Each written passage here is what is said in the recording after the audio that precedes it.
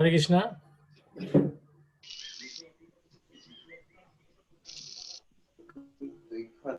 Hare Krishna, Prabhu. Hare Krishna. Sorry for making you wait. So, no need to worry because today I have decided not to take any test. That we have thought that classwork one test will be there in the 15 minute, first 15 minute. Hare Krishna. Sundar Prabhu. Yes, bro. Yes, sorry for the delay, Prabhu. We had a very poor net connection here. Acha. Okay. Actually, I was also thinking little bit worried about because in my area there was power cut. So I was thinking what to do. So finally the power has resumed. So I got okay, no problem. Sorry for that. So no problem, Prabhuji. So today there will not be the first 15 minutes that as we were thinking that we will be taking the one session for the classwork that we have already given in the preface. So that will not be there. So it will not be an issue for that thing. So from that way. So today we will be directly entering into the class, and today we will start from with a short recap. Those who have missed, I think everybody has gone through the YouTube video that the uploaded video that we have posted in the last class. Anyone has viewed it? Any question from the last week is there? We can discuss here. And many of you have already submitted the homework that has been given. I congratulate all those devotees, those who have submitted. Those who have not yet submitted, they can also submit because we will be giving the assignment for today's class in the midweek of the next week, of the coming week. So there are again couple of days. Using the device data. Sorry, Mataji. Anything? Okay. So today we will be directly entering into the class.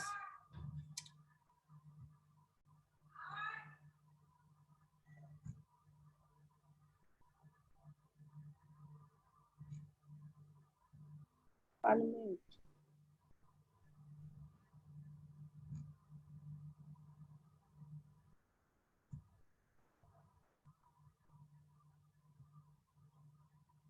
I think some other devotees are some more devotees are joining the class.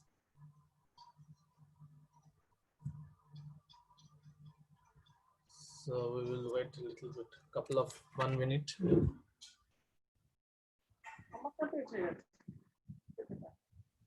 Most of the devotees has already entered.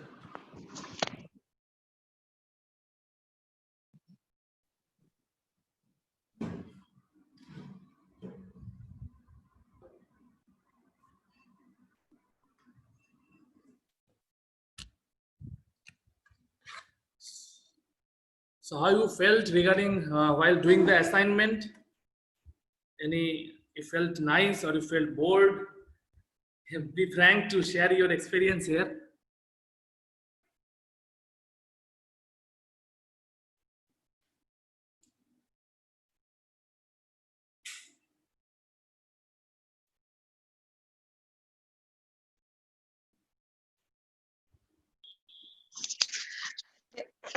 Hare Krishna Prabhu, this is Somlata. So I did that homework and I'll be very honest, I was not sure that all I'm answering correctly, but I wrote whatever I felt. So that is all I can say. Yes, actually that is what actually expected. So actually while writing, it is not that you have to write everything perfectly. Your endeavor for writing it out for the pleasure of Lord and Srila Prabhupada will actually help us to go deep into this subject matter. That was the intention. It is not that we are here to attain some writing skill perfection or the perfect answer. Whatever your understanding, if you try to write down, that will help you go deep into the subject matter. That is the whole idea. Right. Yeah. Yes. Thank you, Prabhu. Thank you. So today we are directly entering into the main subject theme, that is Today's subject is verse 1. We will be starting the verse 1. And with a short recap of the earlier session, and then we will take, if time permits, we will not complete today the first chapter, because Srila Prabhupada has given a very long purport. Am I audible very clearly? Hare Krishna. Okay, thank you. Welcome, Jivanananda Prabhuji, Jivanananda Jagannath Prabhuji. It's a pleasant surprise for me that you will be joining the class.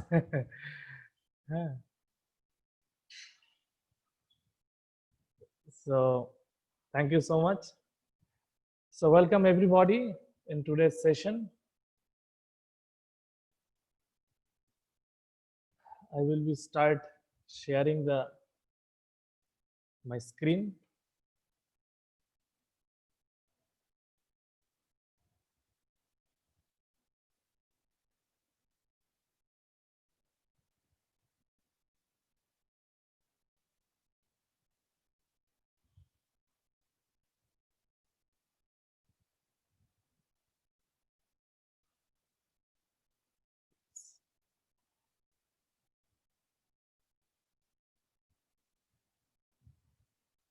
Everyone can see the slides.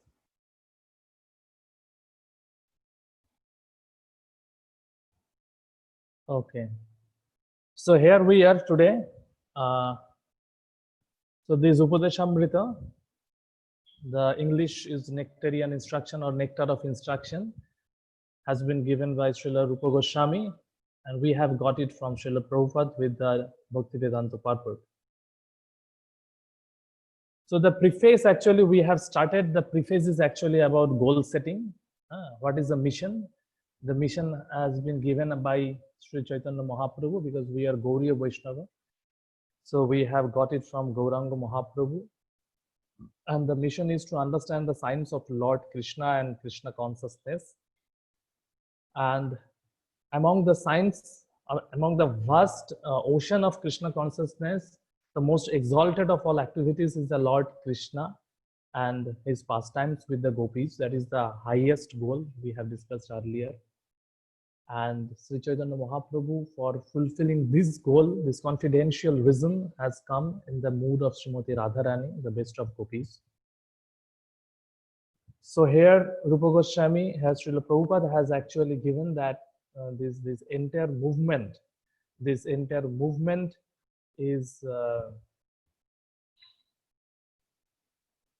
has been started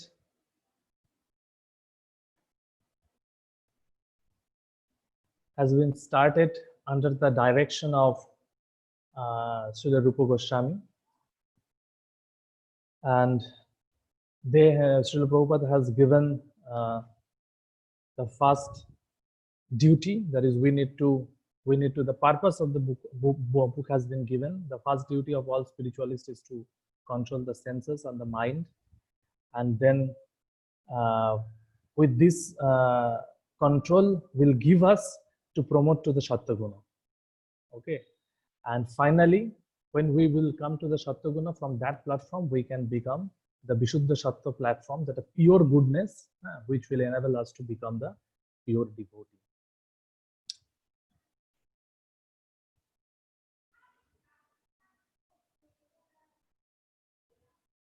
So, and we have discussed about this is the external mission, the external activities, what we need to do for controlling our senses and mind. And then we have discussed about the one very important statement in the preface: advancement in Krishna consciousness depends on the attitude of the followers. So this is actually nothing related to, this is actually related to the inner purification. The first is the external action, and this external action will leads us to the internal purification. So that is the attitude. With what attitude we are going to practice Krishna consciousness. So if we develop that attitude, this inner purification, the inner intention the inner intention will allow us, the inner intention will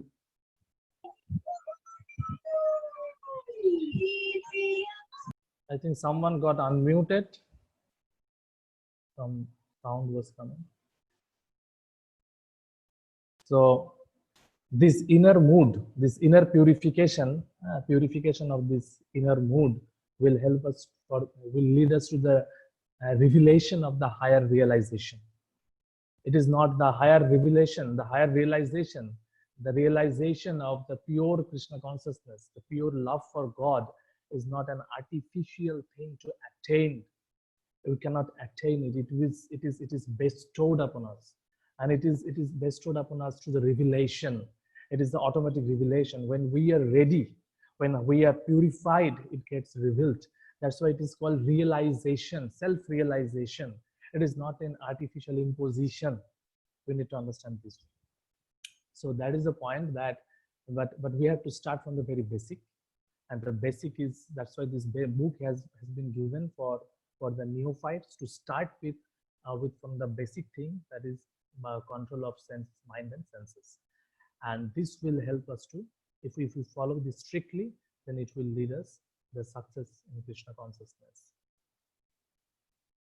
So now we are going to start the today. This is a short recap for the last class. Those who have already attended, for them it is a repetition. Those who have not attended, that is a recap for them. So now today we are going to start the today's topic. That is, we will be going to give, today's class will be divided into sections. The overview of nectar of instruction will be given, what is there in these 11 verses, and then we will we will complete the first part of the verse 1. So I will start the today's, now this is the real starting of the class. So I will do the Mangala Charan. So I think everyone have got the Mangala Charan, or if you can take it from the WhatsApp, which has been posted in the last week. You can follow the Mangala Charan, which you need to, it is better to by heart the Mangala Charan. So I am starting with the Mangala Charan.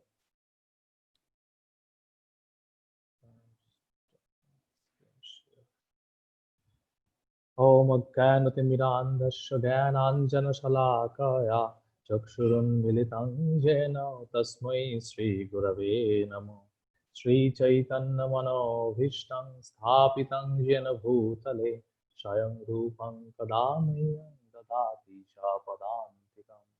Vandeham Shri Guru Shri Juto Padakamalam Shri Gurun Vaishnavanscha Shri Rupam Shagrajatang Shahagana Raghunathanvitam Sajivam Sadhaitam Savadhutam Parijana Sahitam Krishna Chaitanya Devam Shri Radha Krishna Padan Shahagana Lalita Shri Shakhanvitanscha Namo Vishnu Padaya Krishna Preshthaya Bhutale Srimate Bhakti Vedanta Swami Hitnamine Namaste Saraswate Deve Gauravani Pracharine Nirvishesho Shunyavadi Paschatya Deshatarine Pancha Kalpataru Hascho Kripa Sindhubhve Vacha Patitanam Pavanebho Vaishnavebho Namo Jai Shri Krishna Chaitanya Prabhu Nityananda Shri Advaita Gadadhara Srivasati Gaura Bhaktivinoda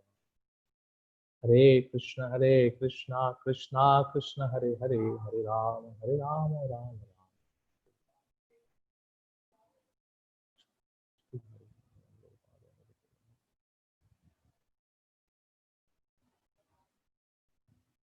Okay, so I'm again going to the screen sharing mode.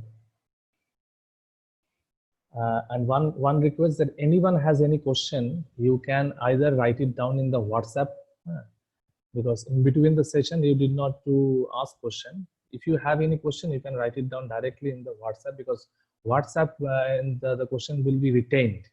But if you write in the chat box, if there is a disconnection or some problem is there, then it will go away. So my humble suggestion will be, if you have any question, you write it down in your WhatsApp chat box. So at the end of the session, we can take from the WhatsApp chat box, or you can ask directly here. So the overview of nectar of instruction. So this nectar of instruction will help us to develop through the 9 progressive stages of bhakti. So there are 9 stages of bhakti, which is called Navavida bhakti. This is it's not a Navavida bhakti, it's a 9 stages. There are Navavida bhakti, there are nine categories of bhakti. And here it is this 9 stages of bhakti, which will take a neophyte devotee, a new joinee in Krishna consciousness to the highest level. So it starts from the Shraddha. Shraddha means it is a little faith, which is there in the heart of the jiva. So that little faith will inspire the living entity to come into the sadhu sangha. So Shraddha means a little faith. So that faith will be manifested through some action. So what is the primary action? The action will be that living entity will have an inner impetus to come in the association of the devotees. Will search for the devotee association, and then in the devotee association, he will start practicing. He will start practicing Krishna consciousness. That is a bhajana kriya. And what is that practice? That practice means he will take shelter of the bona fide spiritual master. One will hear about Krishna from a bona fide devotee. And with this process, what will happen? The anartha nivritti will happen. Anartha nivritti means whatever the unwanted things, the material desires are there, that will get cleansed off. And then with that cleansing, this anartha nivritti stage is the most important stage, and it will take the most of the time of the sadhak. For a sadhana, for a sadhak, this is the most important stage, because here actually the cleansing process, actual cleansing process happens. Okay, so this is a slow process most of the cases, particularly in this Kali Yuga with all sorts of distractions. It will take some time, and with this, and when this process is done, this cleansing process is done, and when sadhaka becomes completely clean from inside, inner heart is completely clean, then he will come to the stage of nishtha. So then after nishtha is like a steady stage. It is the steady stage. So it is, and then from the nishtha will be the ruchi. Ruchi means taste. He will get the taste of the devotion service. He will feel that something like when we taste rasgulla, we taste it. When we hear, as soon as we hear the name rasgulla, we can immediately our mouth start watering. At least those who have a sweet tongue. So for them it is mouth watering situation. So because we have a ruchi, we have a taste for that item. So similarly, this Krishna consciousness will help us to come to that ruchi. And why we are not getting that ruchi? Because we are not completely cleaned up now. We are not completely fixed up now. So once we are fixed up, and then we will experience that taste, that ruchi, and that ruchi will help us to ashakti. Ashakti means deep attachment for this Krishna consciousness, this process for the service, the pure devotion and service. We will feel eager, naturally we will feel eager, ashakti. So that is the attachment we will feel. Now we have more attachment for mundane things. We have less attachment for Krishna consciousness activities. But at this stage, we will lose all sorts of unwanted attachment, non-Krishna conscious attachment. We will not feel detested. We will feel completely lose all interest, and we will feel only interest in Krishna consciousness. And then bhava is a preliminary stage of transcendental love, and prema is the highest stage of transcendental love. So this is the general progression of the bhakti ladder. This is the bhakti ladder, the progression ladder of the devotion service. So now we are somewhere in sadhu sangha, someone bhajana kriya means those who have already taken initiation. Bhajana kriya, they are in the stage of bhajana kriya, and after post initiation, the first stage is anartha nivritti. So most of us, we are either at shraddha, sadhu sangha, bhajana kriya, and anartha nivritti is going on. It's an ongoing process. It will take some long time. And very senior devotees, those who are there, they are at nishtha, ruchi, ashakti, bhava, prem. They are very senior, and those who are practicing this Krishna consciousness for a long time, they are into this higher rung of the devotional service. So now we will see how this is categorized in this nectar of instruction. These 11 verses. This first 3 verses. This is actually related to Shraddha. This is first verse number 1 to verse number 3, verse or text number, whatever you can say. It's Shraddha related, right? And then from text 4 to 6 is about Sadhu Sangha, how we are going to take the devotee association. And then text 7 is actually Bhajana Kriya, Anartha Nivritti, Nishtha, and Ruchi. Will be discussed in the text 7. And then text 8 is all about Ashakti, which is related to Raga Nuga Bhakti. This first 1 to 7 is Vaidhi Sadhana Bhakti. That is, this categorization will be more discussed, more detailed discussion will happen in the when we will study nectar of devotion, Bhakti Rasamrita. But here, as there is a correlation between that subject matter with that, what we are going to study in this book, I am just briefly referring. The deep understanding, the detailed discussion will happen in nectar of discussion, nectar of devotion, and also while we were going through these verses. So text 8 is about Ashakti, and text 9 and 11 is related to Bhava and Prem. So from this we can understand that this nectar of instruction is taking a sadhaka from a level of Shraddha to the highest level of Prema. It is giving the exposure to a sadhaka that what is your ultimate goal. So that's why Srila Prabhupada started the preface that what is the ultimate goal. Ultimate goal is to get the love of Godhead, and the love of Godhead means what will be elaborated in the verse 9 to 11. That is to understand the conjugal affairs of Radha and Krishna. So that understanding we have to come, and we have to get into the service of that divine couple. That's in the pure mode, in the pure devotional service. So that is the highest stage. So here the thematic overview of nectar of instruction. The first text verse, text number 1, will be discussing on the controlling the mind and the senses. Text 2 will be the 6 things that is unfavorable for Krishna consciousness. That is the don'ts. That is which is pratikul. We call it in the technical terms pratikul. Pratikul means which will hinder our progress, which will block our progress. So we need to overcome those unfavorable items, unfavorable activities.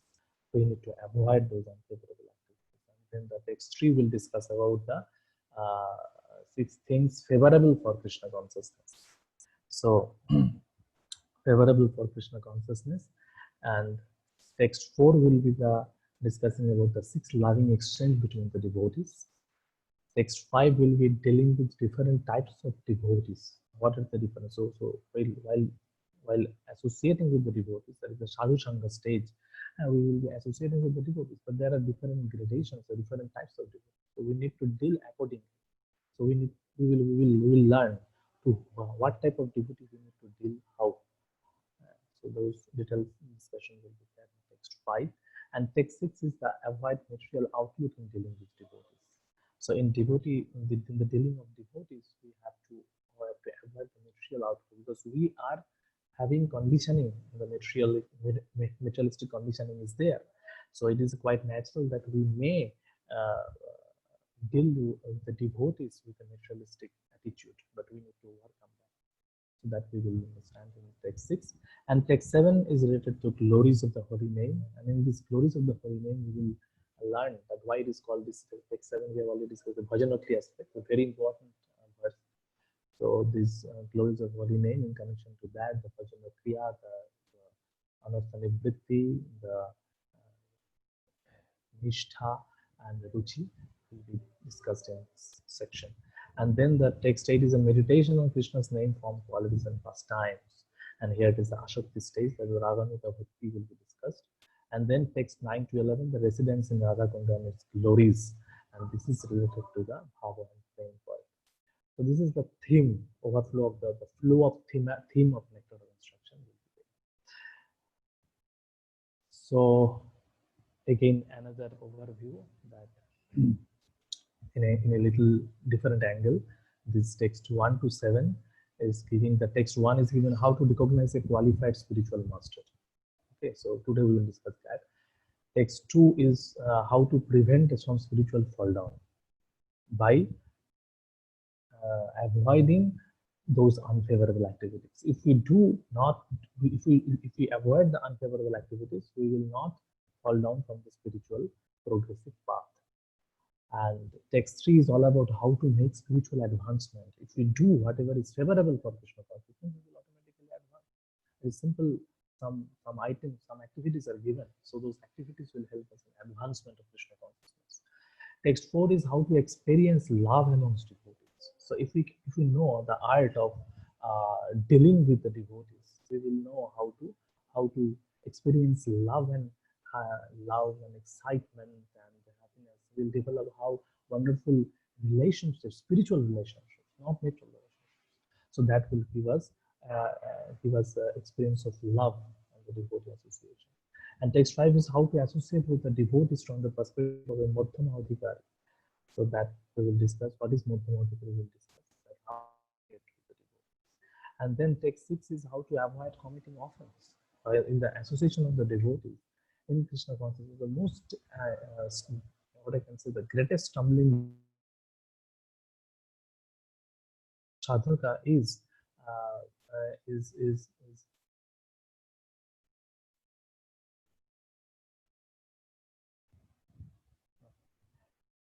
so is to how to avoid committing offense at the lotus feet of the devotees. So the Vaishnava Aparadh. So this text 6 will help us overcome that thing, because knowingly or unknowingly, if we commit offense at the lotus feet of Vaishnavas, then it is the greatest offense, and it will completely dry up our devotional creeper.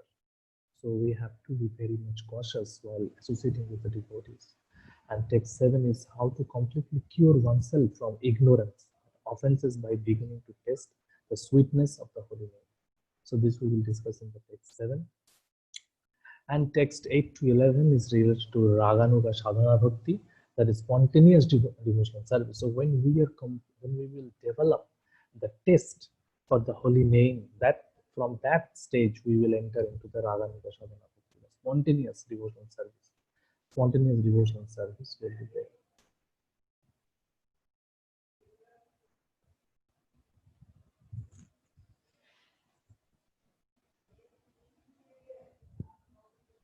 Okay. So the audio is too low.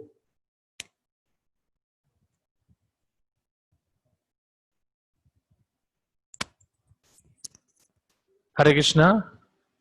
Hare Krishna. Is it better now, or it is still low? Can I? Is it better now? Is better now? Okay. Better Okay. now. Okay. Thank you. Thank you for the feedback. Okay. I am trying another mode. Just see which is better. Now this is better than previous. Now it is further better, or it is poorer than earlier? Hare Krishna.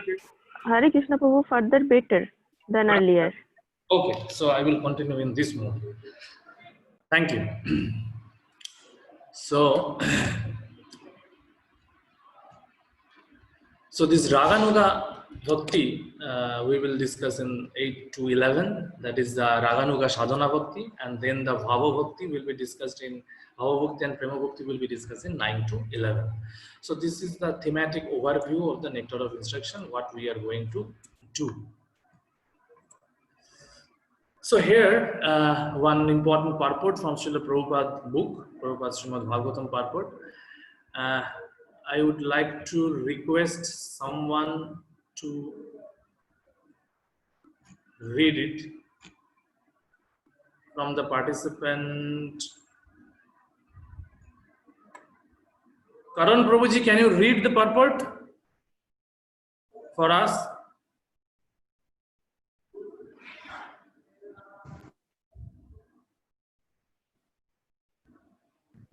Sure, Prabhuji.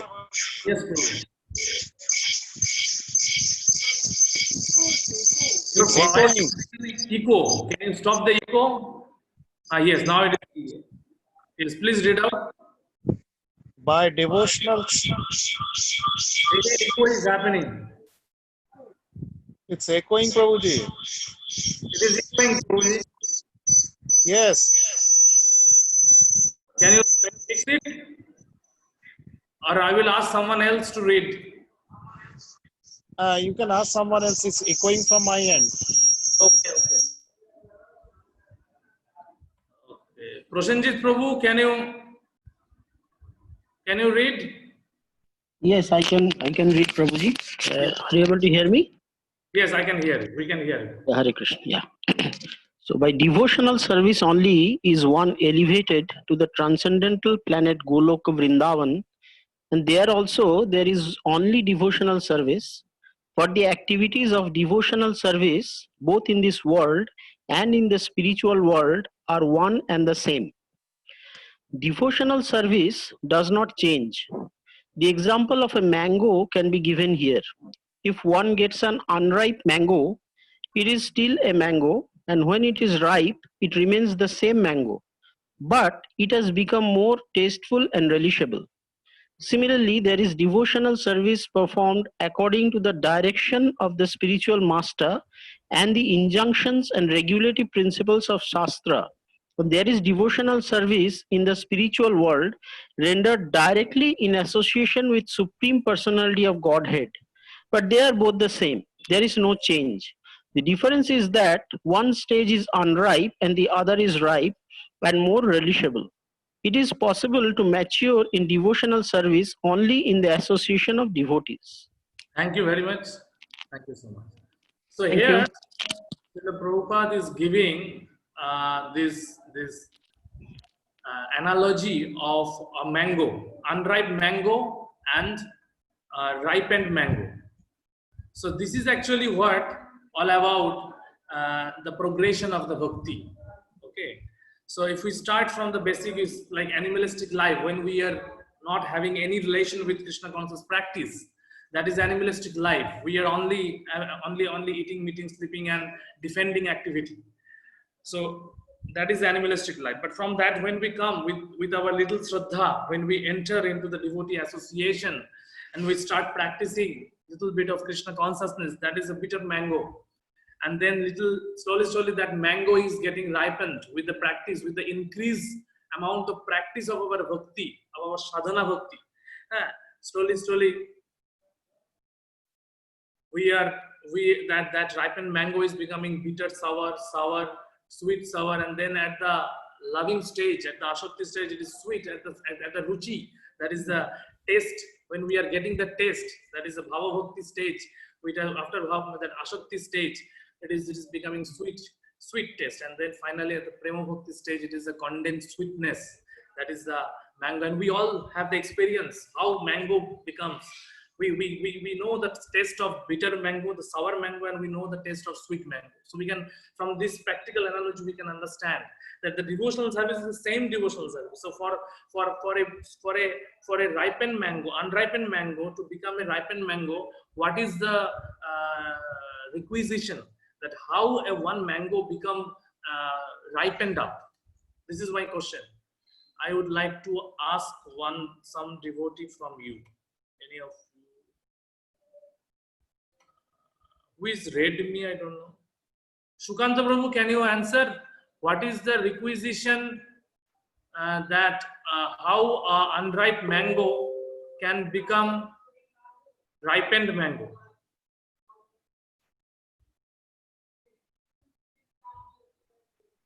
This is with the association with the devotees and the followers of the devotees, so that unripe mango, because we are starting the Krishna consciousness, and we can get it more and more deep in the Krishna consciousness with the association of the devotees and the followers of the devotees.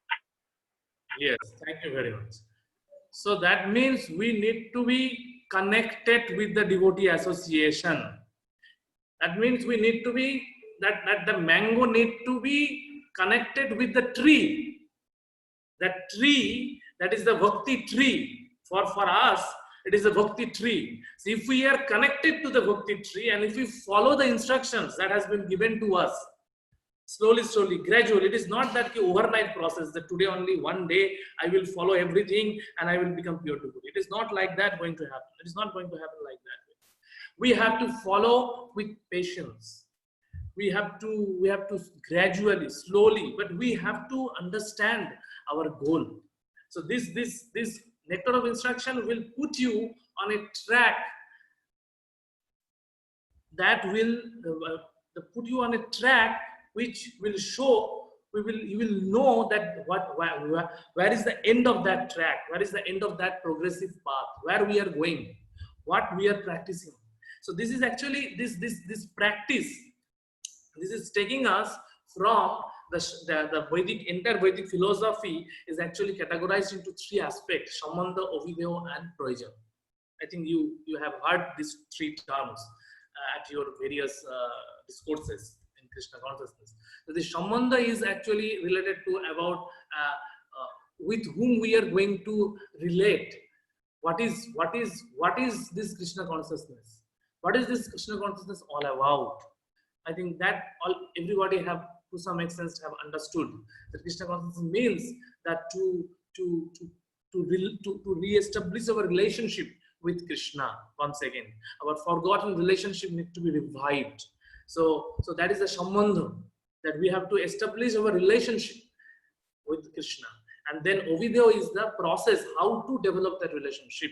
And the goal is this Prema Bhakti. So this Sambandha, Avideho, and Prayojan will be taught in this nectar of instruction, and we will be starting from verse 1 to 3. That part is related to Sambandha, and then the process. It is actually process. This nectar of instruction is actually giving the Avideho Tattva and directing towards the Prayojan Tattva. That means it is giving the process which will enable to reach the final goal, ultimate goal.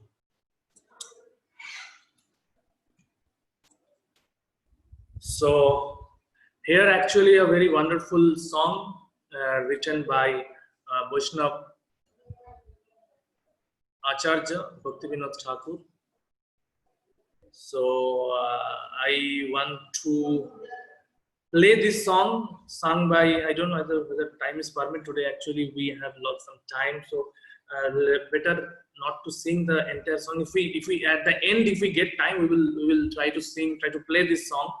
Because I'm not a good singer, so I will play from a very wonderful devotee. Radhesham Prabhu is playing this song, and actually the entire presentation that I have prepared is inspired by what this guest Radhesham Prabhuji has given in his recent lectures. So this is a song, Ohe Vaishnava Thakur, written by Srila Bhaktivinoda Thakur. And in that song, this paragraph is most important, that Chhay Begodomi, Chhay Dosho Shodhi, Chhay Guno Deho Dashe, Chayo Shat Sango, Deho He Amare, Boshechi Sangero Ashe. So this means that a sadhaka is praying at the lotus feet of the spiritual master, at the lotus feet of the pure devotees, that please help me so that I can control the Chhay Bego. We will learn what is Bego. Chhay Bego means the 6 urges, which is all about the verse 1. Chhay Bego Domi, Chhay Dosho Shodhi. The Chhay Dosho means that is whatever unfavorable things, unfavorable activities, the unfavorable propensities we have while practicing Krishna consciousness, that is the Chhay Dosh. We need to purify that. Shodhi. Shodhi means Shodhan Kurta. We need to Shodhan. We need to purify that. Chhay Dosho Shodhi. And then Chhay Guno Deho Dashe. Chhay Guno means 6 favorable qualities that will help us in advancement of Krishna consciousness, that all we have discussed. Chhay Guno Deho Dashe. And then Chayo Shatta Sango. And then the 6 kind of loving exchange among the devotees we will learn. That 6 kind of Chayo Shatta Sango. Deho He Amare Boshechi Sangero Ashe. So we are here to take the association of the devotees, because in the association of the devotees, the pure devotion for Krishna will take place, will sprout in our heart. So that's why we need to take the association, and we need to take the association, the pure spiritual association. For that, we need to control the begas, that is the urges. We need to purify the doshas, that is the unfavorable things, and we have to practice the gunas, that is the favorable things.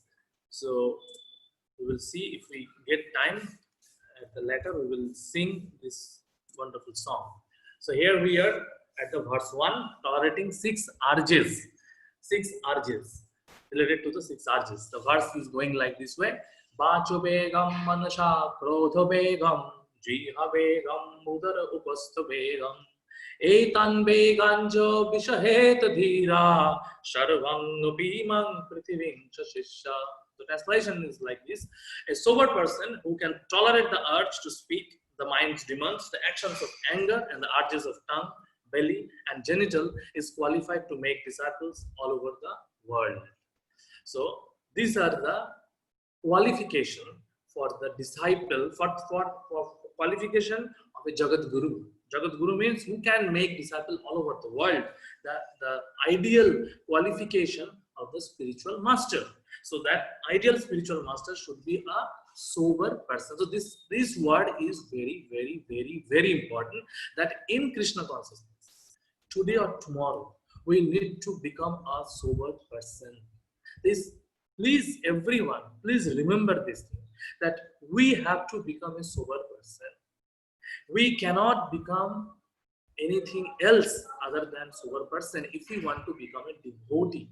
This is the very, very primary prerequisite to become a sober person, because a sober person can only tolerate the urges. What is the qualification? What is the indication of a sober person? How we can understand the identification features? The identification features are these, that a sober person can tolerate the urges to speak, the mind's demands, the action of anger, and the urges of tongue, belly, and genitals is qualified to make disciples all over the world. So this is what the first verse all about. And here we will discuss what is the difference between desire and urge. Desire means something wishful longing. Some desire is there. Okay, I have a desire. Say I have a desire to visit England, but it is not that immediately I am going to visit England. Okay, I have a desire to visit England. I will plan. I will discuss when I can visit. So that is a desire. I will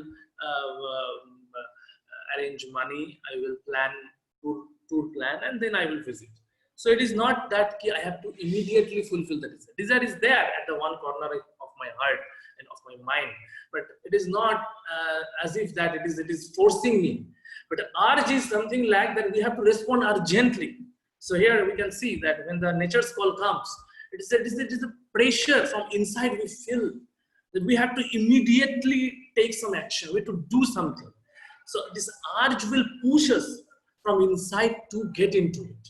So that is called urge. So now, according to Ayurveda Shastra, there are some urges which need to be, must not be tolerated. What are those urges? That urges of the nature's call should not be tolerated, should not be restricted, restrained. It should be responded immediately. Similarly, the urge of thirst, urge of sneezing, we have to respond immediately. So these are the some examples that we should not tolerate. And this verse, whatever this verse is telling this according to scripture also, that these urges, that is the urge of speech, urge of mind, urge of anger, urge of tongue, and urge of belly, and urge of genital. The 6 urges must be tolerated. If we want to become a sober person will have to tolerate these urges. So this is the most important aspect, that these urges. So we will learn how to tolerate these urges. So now we will see that why we need to tolerate these urges. The question may come, is okay, we need to tolerate the urges, but why we need to tolerate the urges? It has been already discussed in the preface, in the goal setting. The preface is the goal setting aspect. Why we need to tolerate the urges? Why we were studying this nectar of instruction? Because we have to overcome to the platform. Primarily, we have to come to the mode of goodness. And what will happen when we come to the mode of goodness? We will avoid committing sins. We will get free from unwanted attachments. We will get free from the suffering and miseries. We will avoid unnecessary complications of life, to avoid wastage of invaluable time. And this will enable us finally to become a pure devotee. So that's why we need to tolerate the urges. Because if we don't tolerate the urges, we will unnecessarily unnecessarily make our life complicated. We will commit sin knowingly or unknowingly out of impulsive force from inside. So that urge we need to, because this urge will come desperately, will push us from inside.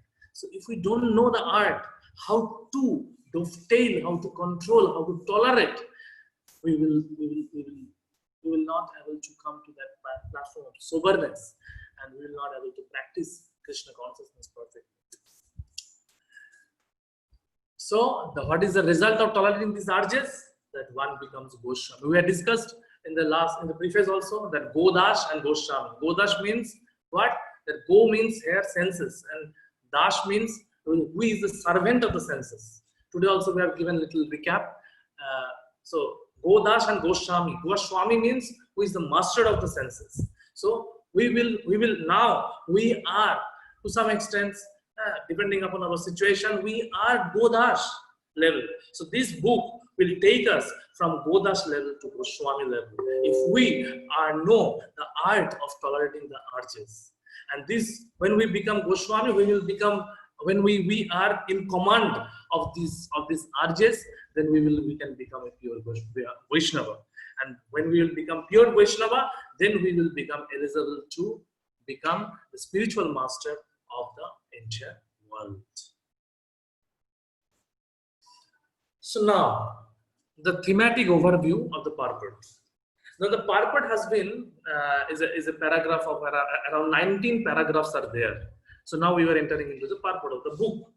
So in the purport, it is a 19 paragraph purport. So it is impossible for any one of us to complete in one class of 1 hour session. It will be injustice to the students also that we just cover it up the entire 19 paragraph purport in one session. So and there is a clear distinction, the clear division of purport. The first paragraph, the first 9 paragraph is about the Srila Prabhupada's own purport, Bhaktivedanta purport. And then the paragraph 10 to 19, this 10 to 19 is actually the Srila Bhakti Siddhanta Saraswati Thakur's given purport, one commentary. Based on that commentary, Srila Prabhupada has given his purport. So today we will discuss mostly on the Bhaktivedanta purport, that para 1 to 9. The first para, so I hope that as we have discussed earlier, that all the devotees have completed reading the entire purport of verse 1. Am I right? Anyone can respond with yes, Hare Krishna, like that. So paragraph 1 is related to the concept of committing sin and counteracting the sin by traditional atonement methodology. Paragraph 2 is related to the futility of the traditional atonement and the significance of the real atonement, the Krishna consciousness, will be discussed. Paragraph 3 is related to the gradual purification process, the traditional tapasya process, and the comparison of speedy purification process is given, and finally the sublime glory of devotional process of purification, that is the Tapodibam, has been discussed. This is related to paragraph 3. The paragraph 4 is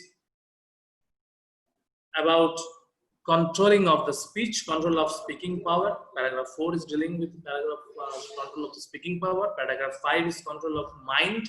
Paragraph 6 is related to control of anger. Paragraph 7 is related to control of tongue and belly, and paragraph 8 is related to control of genital, and paragraph 9 is conclusion. So we will end here today. Our discussion, we will come to the detailed discussion. Now the paragraph 10 is related to general categorization. This is paragraph 10 to 19, as I have been told, that it is related to Anuvritti purport given by Srila Prabhupada's spiritual master, Bhakti Siddhanta Saraswati Thakur, Anuvritti purport. We will see in the next class detailed discussion. We will just going through the first paragraph subject theme of the paragraphs. So then we will enter into the detailed discussion. The paragraph 10 is related to general categorization of the urges. So Bhakti Siddhanta Saraswati Thakur has categorized the urges, the mental urges, the bodily urges, the speaking urges, so like that. So then the paragraph 11 to 12 is related to control of the speech. Control, and paragraph 13 to 16 will be discussed on the control of the tongue. Paragraph 17 is related to control of belly. Paragraph 18 is related to control of genital, and paragraph 19 is the conclusion. So now we are entering into the paragraph 1 to 2, the concept of sin and atonement. So what the purport is opening with from a scene from Srimad Bhagavatam. So Srimad Bhagavatam, actually the canto, I'm not getting detailed, what I can say, flashback of the Bhagavatam scene. I am taking the gist of the subject matter and discussing here. So it has the Prabhupada has mentioned the scene from Canto 6. So Canto 6, Maharaj Parikshit is asking a question to Srila Shukdev Goswami. The Srimad Bhagavatam is a discussion between Shukdev Goswami and Parikshit Maharaj. It's actually a various level of discussion, various levels of conversation between various devotees. So here our focus is that scene, that where Parikshit Maharaj is asking a question to Srila Shukdev Goswami. And Shukdev Goswami, he is asking the question that what is the point of atonement? Why is asking? Because he has given in the Canto 5, 5th Canto, previous to that, he has given a detailed description of the punishment, given to the conditioned soul, the sinful soul at the hellish planet. So there are description of the hellish planets are there in the Canto 5, and also the Prayaschitta, the atonement process has been discussed by Shukdev Goswami, that how one conditioned soul can get rid of that sin by doing some atonement. What is atonement? Atonement is nothing but something like a fine. We say that suppose a person is traveling without ticket in a train and he is caught by the checker. So if he is caught, then the passenger, if he is without ticket, valid ticket, then he has to pay some fine. So that is called the atonement process, paying some fine. So giving some and undergoing some punishment. So that is the atonement. So Parikshit Maharaj is telling that what is the use of atonement? Because his experience is that this atonement is nothing but the elephant's bathing. Why it is elephant bathing? Because the person who is going through the atonement, he is again committing that sin. That is the thing. The person who is traveling without ticket, there are a group of tickets. There is a mass of people. They are very much used to travel without ticket. They will never buy ticket because they are developed that type of mentality, rigid mentality. Whatever happens, they say that okay, I will give fine, but I will go without ticket. So what is the point in this, that atonement is there? So it is like elephant's bathing. Elephant bathing is what? The elephant will take bath in a very wonderful lake or in a water body, and after when he will get up from the water body, he will throw ashes, throw the dust from the earth, and we will dry up. For drying up, he will throw the dust. So what is the point in such type of bathing? It is useless. So similarly, sometimes we see we see that a thief is stealing is caught. A thief is caught and put into the jail, put into the lockup, and given some punishment. But after again he can come out from the jail, he is again committing the same offense. So that's why it is actually not purifying from the inside. The propensity for committing sin is getting intact in the living entity. That's why even though he is experiencing, but he is not rectifying, he's not able to rectify. That's why Srila Prabhupada has mentioned in the paragraph 1 to 2 the 4 levels of intelligence. The first class intelligence level is learning by hearing on. Hearing from authoritative scriptures, hearing from bona fide devotees that this you should not do. Hearing from parents that you should not do this. Like in our parenting also, we give do's and don'ts to our kids, our children. But if they follow those things, they are well first class intelligent. But most of the cases they don't follow from hearing. The second class intelligence is learning by seeing others. So someone is has heard that stealing is bad, but he does not understand what does it mean. But when he see that, wait, yes, oh, this person is a thief. Why is thief? Because he has stolen someone's house, some items, and he has been caught and put into jail. So got fined, got harassment, and has got beaten by the policeman, beaten by the public. So by seeing this, okay, so I will never steal anyone's other's property. So he learned from that, seeing from the experience that others has undergone. And the third class is learning by self-experience. So there will be some person, they will not learn from the seeing others also. What they will say, they will go through that self-experience, and then they will learn. So that is a third class experience, third class level of intelligence. The fourth class level of intelligence is experiencing, but still self-experiencing is happening, but still committing. Like just as I have given the example of going without ticket. So they will go without ticket. They will never buy ticket. So that is the one understanding of thing. So these are the 4 levels of intelligence. So another thing is discussed in this paragraph 1 to 2 is the religious hypocrisy. What is a religious hypocrisy? That is for the practitioners of the Krishna consciousness also, the neophyte devotees, what they do, there is a one offense in the chanting of the holy name, that is namnat balat jasyahi papa buddhi. That means chanting the holy name and also committing offense, and thinking that by chanting the name my offense will be nullified. But that is not going to happen. Similarly, we have seen the Christians weekly confession at the church. They weekly visit the church and confess before Father or before Jesus Christ that we will not commit any sin. Please forgive us. But as soon as they will come out, they will go to, they will start eating all sorts of non-vegetarian stuffs, killing. They will do all sorts of illicit activities. So again, in the next week they will go. So this is a religious hypocrisy kind of thing. So the Prabhupada said this has no effect. Okay, it is at least better than those who are not doing anything, but those who are very much agnostic or atheistic, they are better than them. But it is also a religious hypocrisy because they are actually not following the religious scriptures religiously. So that will also not give any actual benefit. It will give just a ritualistic activity. It will boil down to a ritualistic activity. So a sinful activity cannot be countered by a pious activity. That is not going to happen. A sinful activity, so it is one understanding should be clear with everyone that this sinful activity will have sinful reaction and the pious activity will have pious reaction. That's it. It is not that I have a quota of sinful reaction, say 40%, 40 unit, and pious activity of 60 unit. So that means my net pious activity is 60 minus 40. 40 with the negative, the 60 is the positive. So the 60 minus 40 is 20. So my pious activity, net activity is pious. So I am ultimately pious. The law of nature does not, the law of karma does not act like that way. The law of karma is very, very stringent. Very, very stringent that for the pious activity you will get reward, and for the impious or the sinful activity you will get punishment. It cannot be counteracted.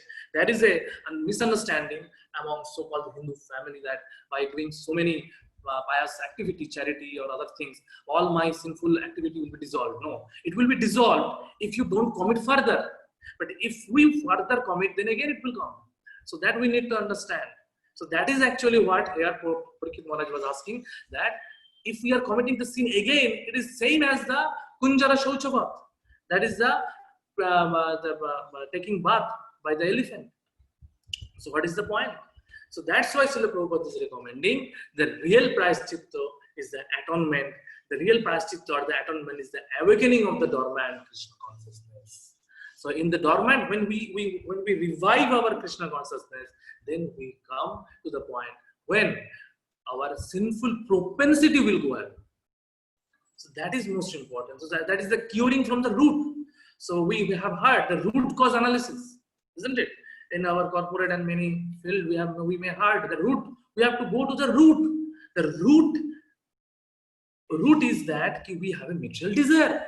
So until and unless that material desire is transformed into spiritual desire, our propensity for committing sin will be there, either in the dormant stage or in the manifested stage. It will be there. So that's why this real atonement is Krishna consciousness. So next part is the tapasya versus tapodipam. What is that? One tapasya is related to the regulative principles. That is the following, the Vedic way, the traditional Vedic system is like that. You follow the rules and regulations perfectly. The austerity, celibacy, mind control, sense control, then renunciation, then truthfulness, then cleanliness, then you do yoga asanas, and by that you come step by step, you come to the platform of purified stage. So that is the one way of coming to the purified stage. It is there in the scripture. You can follow that process. But there is another Krishna conscious regulative principle. The Krishna conscious, there is a tapodibam. Tapodibam means, this is also tapasya, but this tapasya is very dry. This tapasya is very dry, and particularly in this age of Kali Yuga, it is very difficult to practice because this is a very, very time consuming, slow process. So that's why we cannot actually totally follow this process of traditional tapasya process. But this, rather than that, this Krishna conscious tapasya process is very simple and very easy, and it acts very fast. It is sublime and very easy to practice because it purifies the practitioner very easily. What is that? You have to associate with the devotees. Sadhu Sangha. You have to associate with the devotees. You have to follow their instruction, and you have to follow the four regulative principle. I think everyone knows the four regulative principle. What is the four regulative principle? Can anyone answer from the participants? Shoma Mataji, could you please say what is the four regulative principle? Are you aware of the four regulative principle?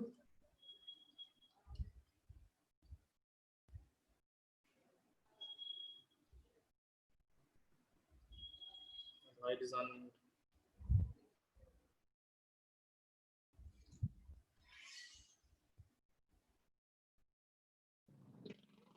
Krishna. Hare Krishna. Bharata Prabhu, Momita Mataji is here.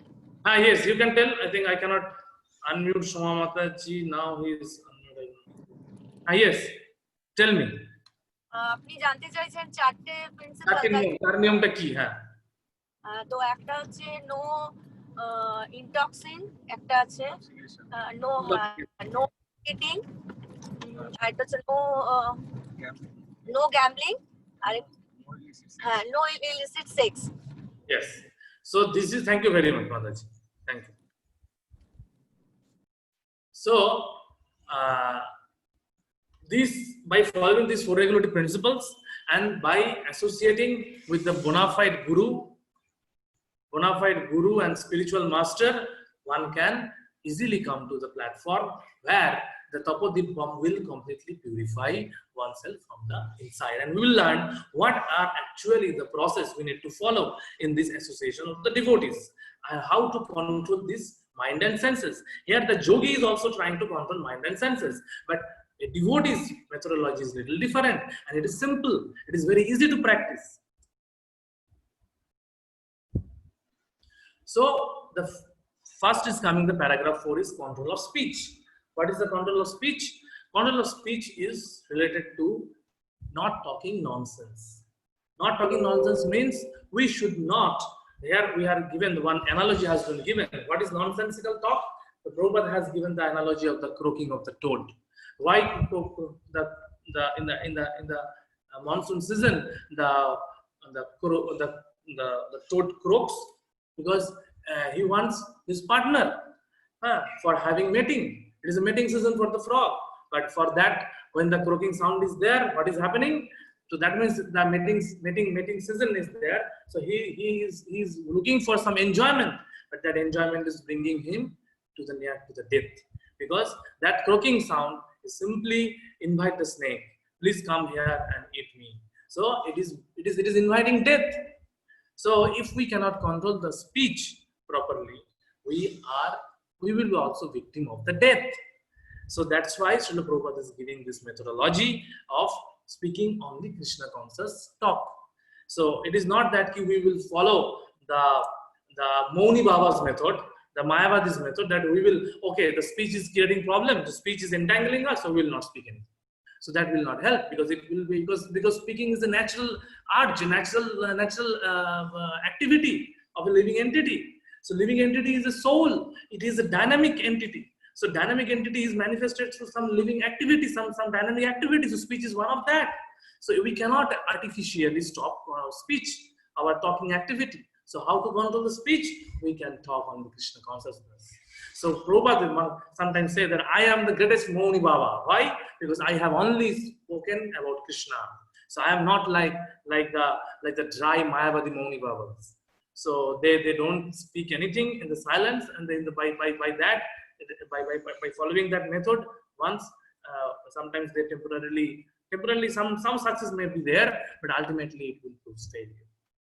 So we are not going to artificially practice that type of control of speech. Rather, our talk will be restricted to related to Krishna.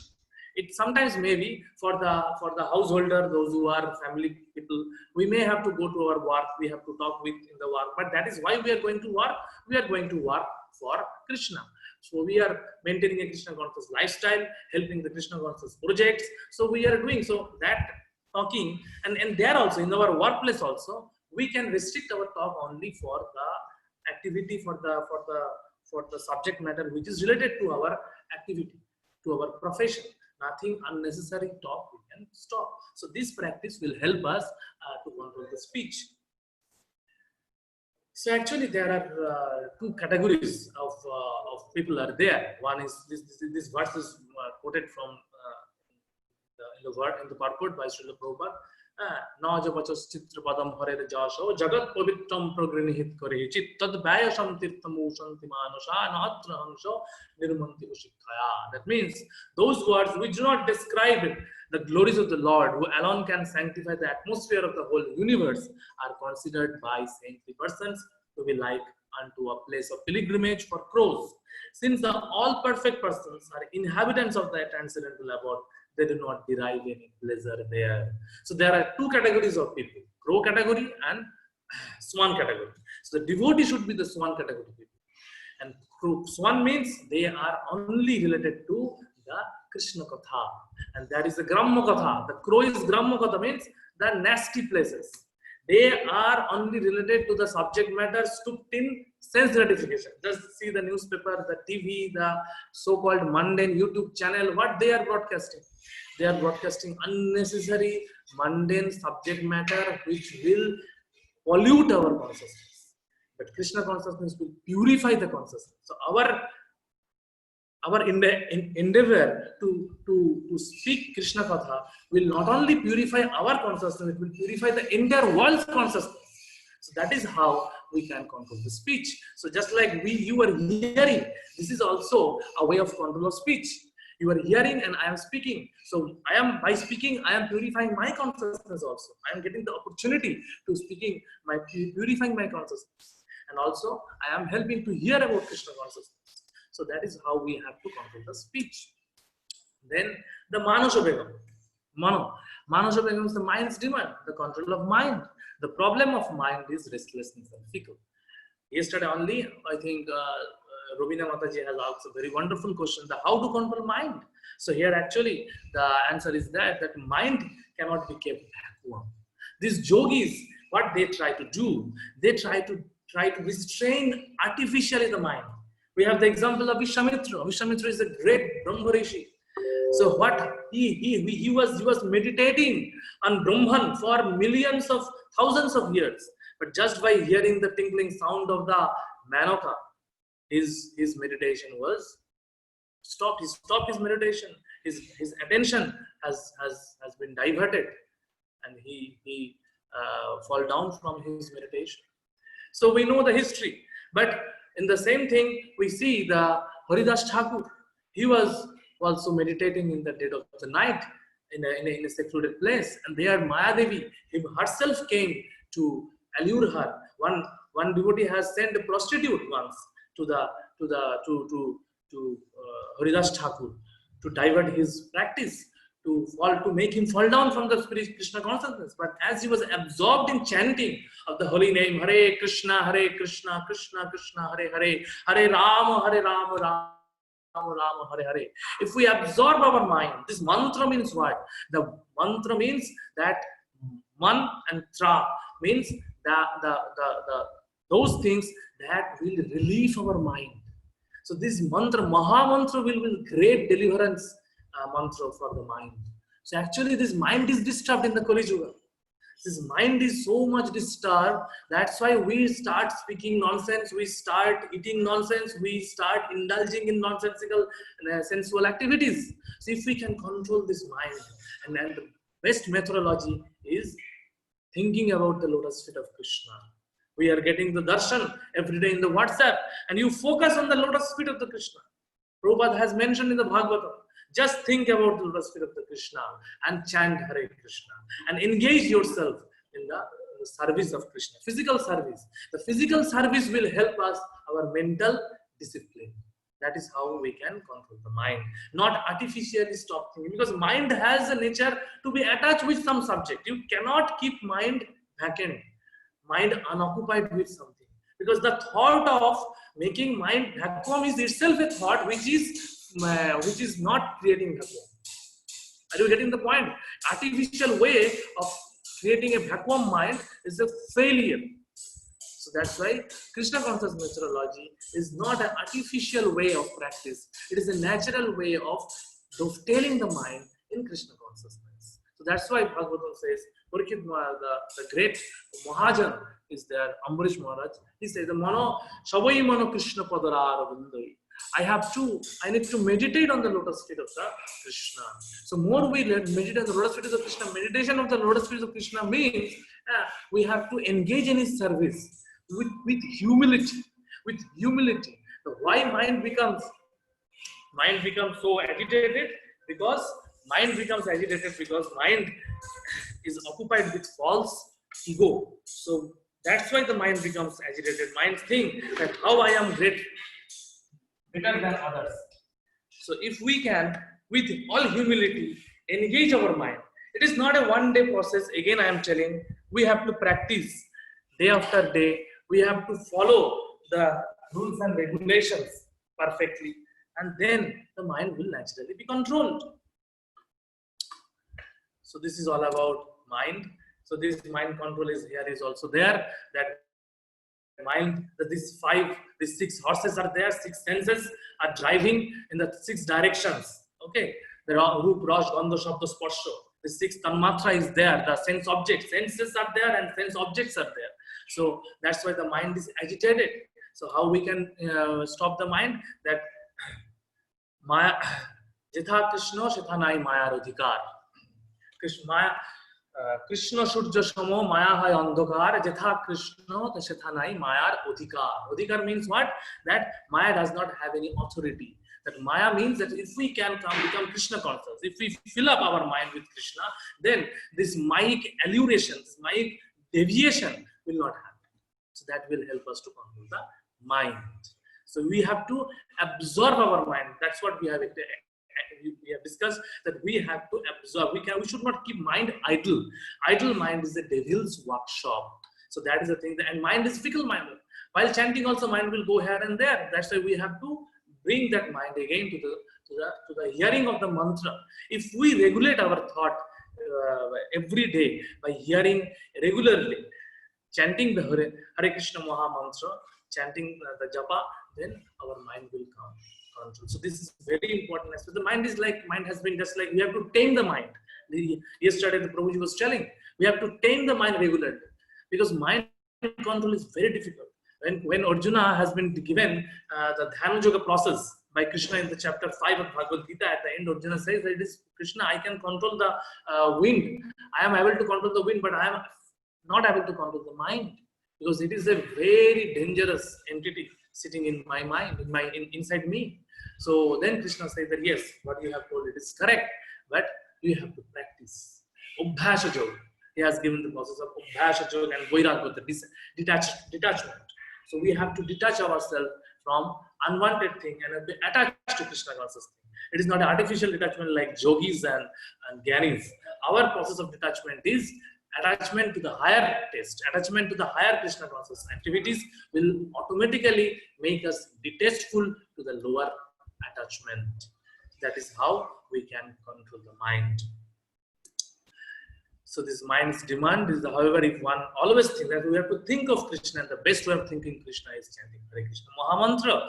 That's why naturally the mind will control. And another thing, while chanting, if we find that mind is going here and there, what Prabhupada has given one thing is we have to ignore the mind. Ignore the mind means we have to chant with our lips and hear with our ear. So Prabhupada said, where is the question of mind? So that means that we have to sometimes ignore the mind. Mind will say this and that, but we have to see what Krishna has said in this situation, what devotees have said in this situation, what Srila Prabhupada has said in this situation to do. So I am at this point at 5:30 p.m. Around 5:30 p.m. when you're sitting, what we should do? We have to, mind is telling that we should do this and that, but what we have to ignore our inner mind, what is happening, because our mind is now not our friend, it is our enemy. So there is a great discussion, and actually the mind part is so important. We can spend the whole entire day for mind control, but here we are discussing in a synopsis format. That's why I'm moving too fast, but not going so deep, because only the mind control can take two session class. So there are so many things we can talk. I'm just giving a brief idea, as in line with the Srila Prabhupada purport. So this is what about mind control. Now this is the control of the anger. The control of the anger is Krodhaveg. Krodhaveg is that we cannot actually control the Krodhaveg altogether. What we can do, we can rightly utilize that Krodhaveg to the blasphemers. 3 example has been given that Lord Chaitanya Mahaprabhu has chastised and Jagai and Madhai by his Krodha, by expressing his Krodha when the Nityananda Prabhu was hurt by them, and then Arjuna fought in the battlefield of Kurukshetra, and then Lanka has been burned by Hanuman. So this is the way of responding for the against the blasphemer. But for someone is blaspheming us, for us we need to follow this Srinada Vishnu Jana Tarorupisha Ishnana principle. We need to be very sober. We have to tolerate. There we have to practice the tolerance. So that's why we need to see where to use the anger, and we should not be used by the anger. We should not be consumed by the emotion of the anger. We should not act out of anger, but we can use this anger emotion for Krishna, for the pleasure of Krishna. So that is the thing, but that is a little mature stage of application of Krishna consciousness. But at this stage, we should actually, now we are under the control of anger. So that's why we have to tolerate the anger, and because we have to come to this point that out of anger, what we do, we cannot come to a conclusive solution. We can come to a conclusive solution at a cool-headed discussion. So that's why this anger, expression of anger by shouting, by loss of temper, it is just our negative emotions is coming out. Nothing else. It is not going to help any solution. So that's why we have to cool down ourselves, and we have to understand this thing thoroughly, that by expressing anger I cannot solve any problem. Rather, I will aggravate the problem. So what is the point in getting angry? I will waste my energy.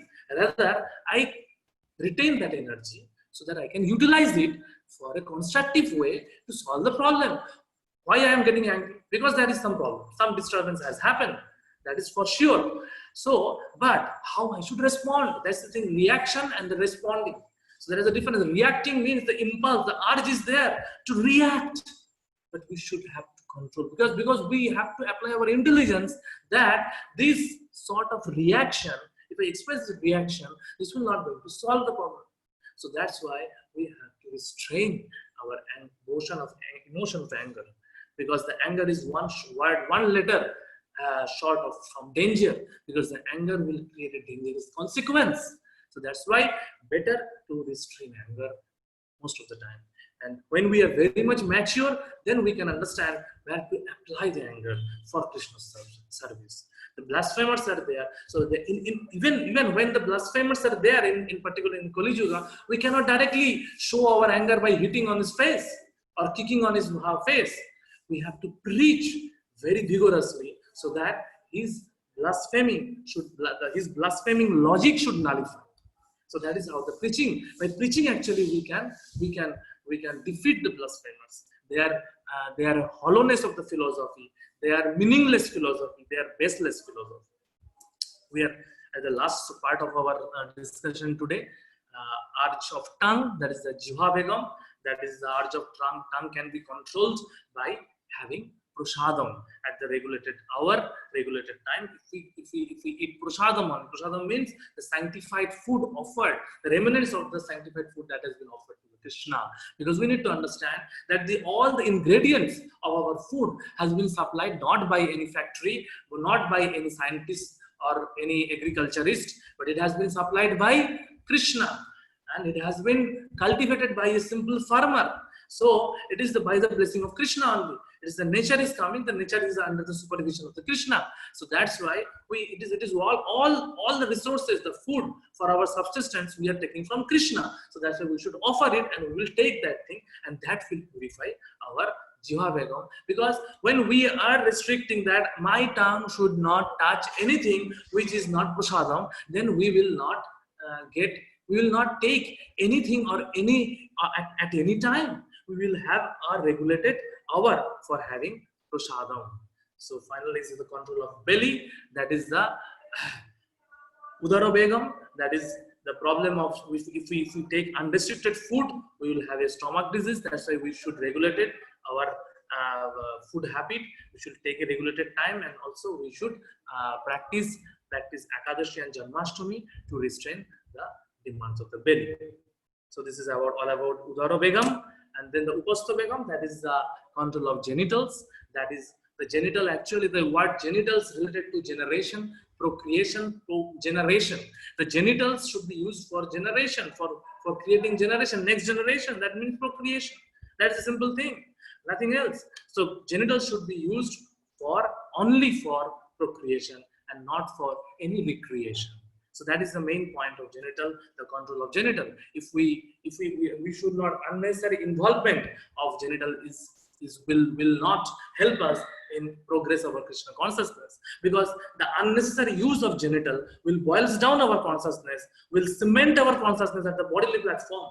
Why we are using unnecessary artificial way of various sex enjoyment? Because we are thinking that we are body, I am male, she is female, so this bodily identification will be embedded in our heart if we keep on indulging unrestrictedly these genitals. That's why we have to use this genital only for begetting Krishna conscious children, nothing else. So this is the point of control of genitals.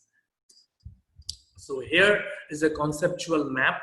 We are almost ending the class. Time is 5:30 now. So this will entire chapter synopsis is there. So here we have seen the analogies of atonement. This is a summarizing. I am summarizing what we have discussed today. The analogy of elephant bathing, thief and police, confessions, the Christian confessions, and then the atonement, real atonement is Krishna consciousness, and the Krishna consciousness has two methodology. One is the Pancharatric Tapasya, that is the Krishna conscious Tapasya, that is do's is what? Practicing bhakti under Guru's guidance in association of devotees, and don'ts is for simply association of the devotees, follow whatever the devotees are telling, then the tapasya is done, and the following four principle instead of going to the details of the traditional tapasya.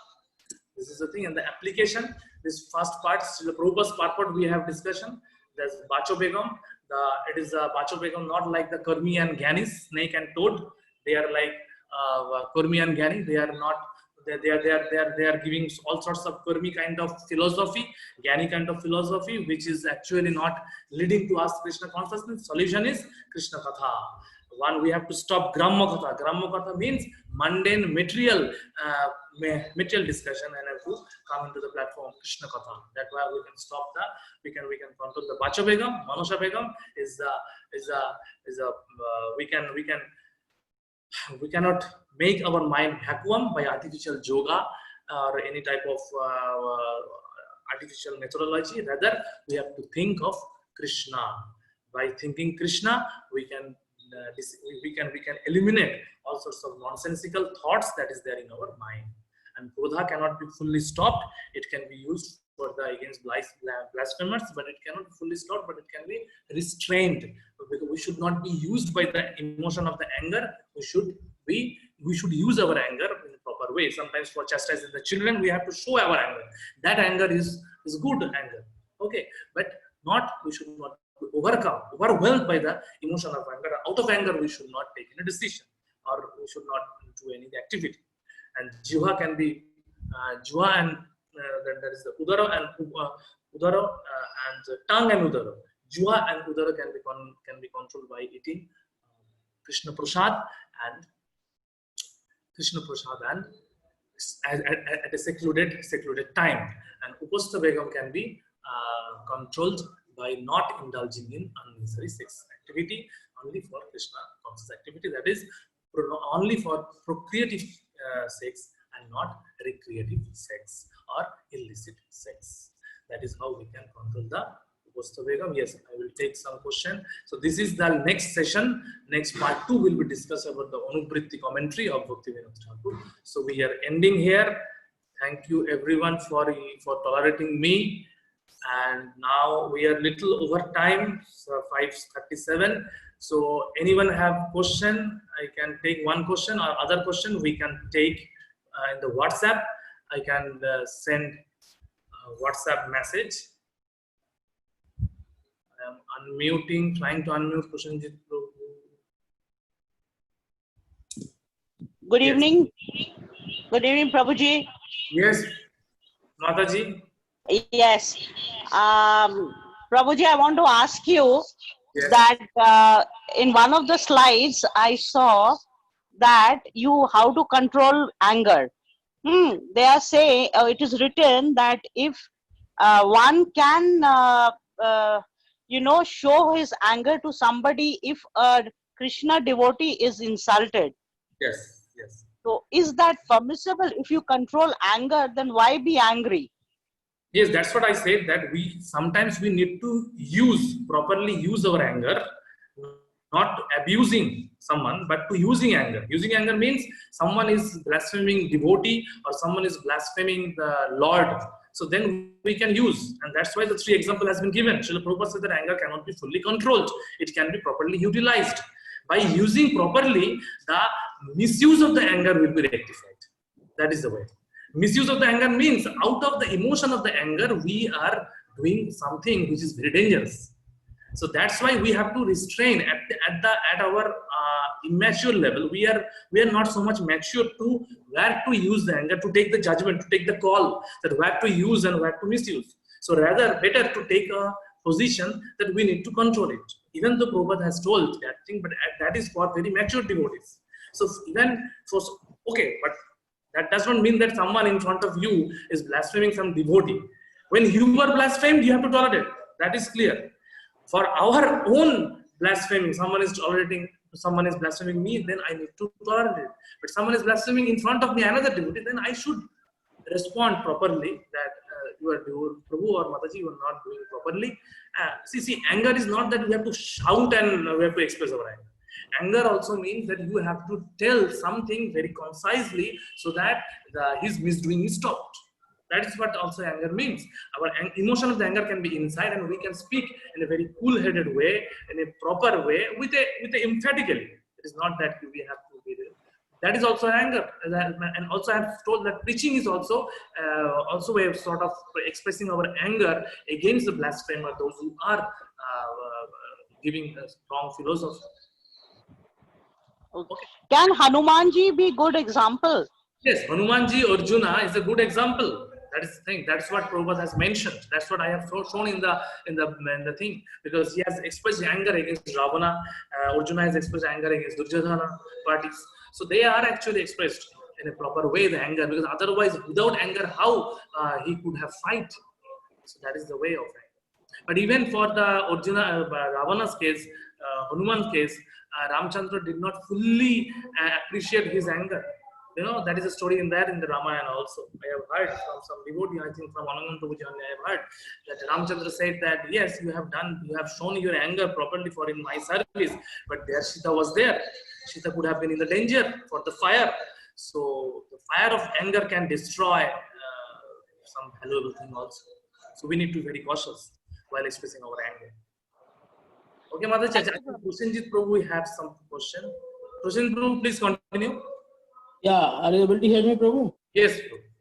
Yeah, actually in the last slide that you shared, if you can just open that once more, this Vacha, the problem and solution, then Manasa, problem and solution, that was there, na? Yes. The last slide which you I'm showing, yes.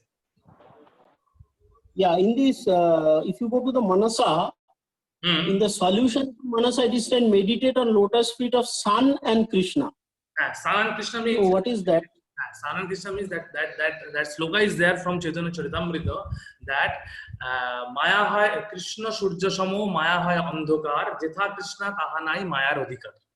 So actually the sun and Krishna has been related, given the analogy that Krishna is like the sun. When the Krishna sun arises in our heart, the darkness of Maya is gone automatically. It is not that we have to try artificially to eliminate the darkness. Like we cannot fight against darkness. Suppose the darkness is there, we cannot kill the darkness by our endeavor. So we cannot punch with our fist that you darkness, you go away. No, we have to wait for the sunrise.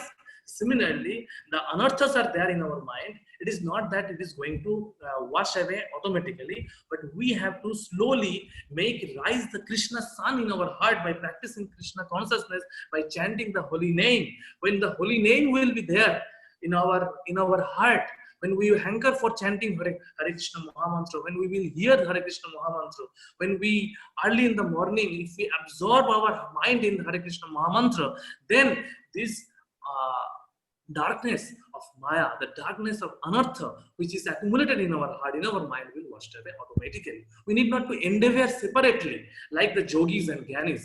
They are doing austerity, they are following so many rules, yoga, asana, niyama, jama, so many things, years after years. I have given the example of Vishwamitra. He was meditating on the Brahmakharam. He was a bona fide yogi, but he fails. He fall down from his position just by hearing the tinkling of the mind, tinkling of the Manoka's nupur. That has make him fall down, because he was doing some artificially, mechanically restraining. But here we are engaging. Our process is engagement and getting the higher taste, and losing the lower taste. This is our process. But yogis are not getting. They are going gradually of their own endeavor. And here in our case, we are getting direct help from Krishna. When we chant Krishna, Krishna is directly there to help us. But for the yogis, they are not directly approaching Krishna. They are approaching an indirect method. So that's why their process is a little dry and hard, and it is time consuming. So that is the point. So here sun is not being referred to as sun god. I mean, it is analogical. Analogy of sun, which is okay. I think we need to end our session here. Anyone has any further question can ask in WhatsApp, because our time is already over time. Next session is there for Anand Prabhuji from this account. So we thank everyone, those who have come. I am really grateful to all the devotees, those who have attended this session. Thank you so much. And please forgive me if I have said something wrong or anything, hurt in your giving some example, because it was a fictitious example in any case, for just making the concept understandable.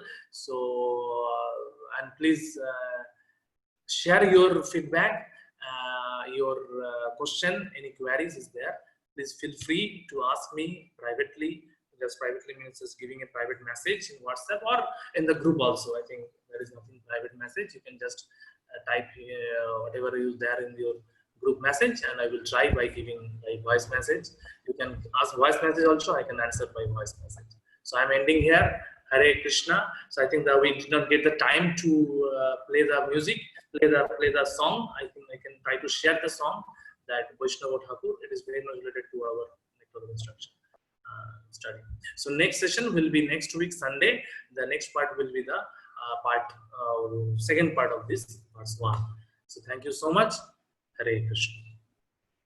Benjari Prabhu, thank you so much for your wonderful hosting these classes and helping us to do this class. Actually, Thank you so much.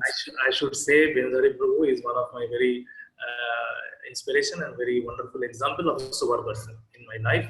Whenever I think of any sober person among my friend circle, I remember Benjari Prabhu. His temperament is perfect example of a sober person. So even though I am taking the class, but he is a perfect example because I am far away from this sober person example. Thank you so much to all the devotees. Hare Krishna. Hare Hare Krishna. Thank you, Prabhuji. Hare Krishna.